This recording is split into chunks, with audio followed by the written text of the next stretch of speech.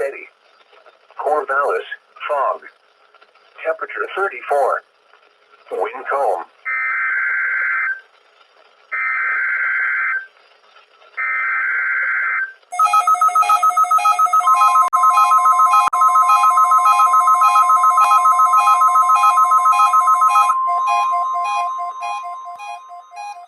This is the National Weather Service office in Portland, Oregon.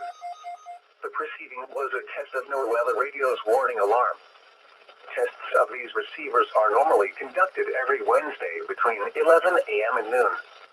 If there is a threat of severe weather on the day of the test, it will be postponed until the following week. This concludes this test. We now return to our regular programming.